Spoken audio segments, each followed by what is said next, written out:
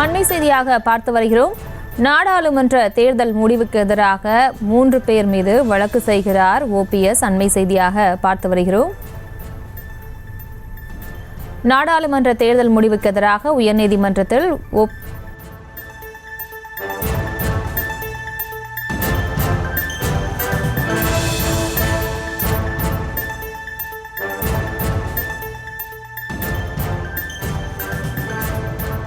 நடைபெற்று முடிந்த நாடாளுமன்ற தேர்தலில் ராமநாதபுரம் தொகுதியில் போட்டியிட்டு தோல்வியடைந்த பன்னீர்செல்வம், அதே போல திருநெல்வேலி தொகுதியில் போட்டியிட்டு தோல்வி பெற்ற பாஜக வேட்பாளர் நயினார் நாகேந்திரன், அதே போல விருதுநகர் தொகுதியில் போட்டியிட்டு தோல்வியடைந்த விஜய பிரபாகரன் ஆகியோர் தங்களது தேர்தல் முடிவுகளுக்கு எதிராக சென்னை உயர்நீதிமன்றத்தில் தேர்தல் வழக்கு தாக்கல் செய்ய இருக்கின்றனர்.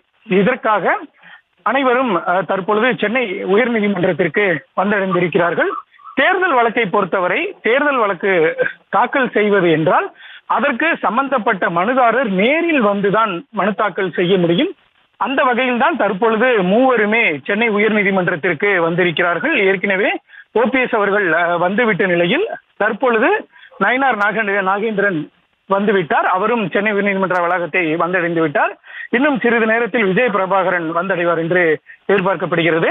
வந்த பின்னர் மூவர் சார்பிலும் தனித்தனியாக சென்னை உயர்நீதிமன்றத்தில் மனுக்கள் தாக்கல் செய்யப்பட இருக்கின்றன. விஜய பிரபாகரனை பொறுத்த வரைக்கும் அவரது வாக்கு எண்ணிக்கையே தாமதமாக தான் நடைபெற்றது. ஏனென்றால் வாக்கு எண்ணிக்கையில் குளறுபடி இருப்பதாகவும் முடிவுகள் மாற்றி அறிவிக்கப்பட்டதாகவும் குற்றச்சாட்டுகள் எழுந்தது. இது தொடர்பாக விஜய பிரபாகரன் தேர்தல் ஆணையத்திலேயே நேரடியாக புகார் மனு அளித்திருந்தார். அதாவது டெல்லி சென்று நேரடியாக அங்கேயே அவர் புகார் மனு அளித்திருந்த நிலையில் இது தொடர்பாக சென்னை உயர்நீதிமன்றத்தில் மனுவும் தாக்கல் செய்யப்படும் என அறிவிக்கப்பட்டிருந்த நிலையில் தற்பொழுது அந்த மனுவினை விஜய பிரபாகரன் தாக்கல் செய்ய இருக்கிறார். OPS மற்றும் நயினார் நாகேந்திரன் இருவரையும் பொறுத்தவரை இருவருமே எந்த விதமான எதிர்ப்பும் பெரிய அளவில் தெரிவிக்காத நிலையில் தற்பொழுது மனு தாக்கல் செய்வதற்காக சென்னை உயர்நீதிமன்றத்திற்கு வந்தடைந்திருக்கிறார்கள். அதே போல தேர்தல் வழக்கை பொறுத்தவரை கீழமை நீதிமன்றங்களில் தாக்கல் செய்ய முடியாது, உயர்நீதிமன்றத்தில் தான் நேரடியாக தாக்கல் செய்ய முடியும். அதே போல தேர்தல் மனு தாக்கல் செய்வதற்கு சம்பந்தப்பட்ட நபர் நேரில் வர வேண்டும். அந்த அடிப்படையில் தான் தற்பொழுது மூவரும் சென்னை உயர்நீதிமன்றம் வந்திருக்கிறார்கள். இன்னும் சிறிது நேரத்தில் முறையாக அவர்கள் தேர்தல் மனு தாக்கல் செய்ய இருக்கிறார்கள்.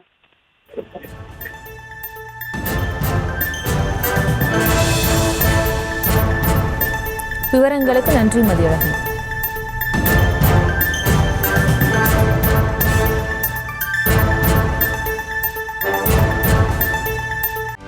செய்திகளை உடனுக்குடனும் துல்லியமாகவும் தெரிந்து கொள்ள சப்ஸ்கிரைப் பண்ணுங்க.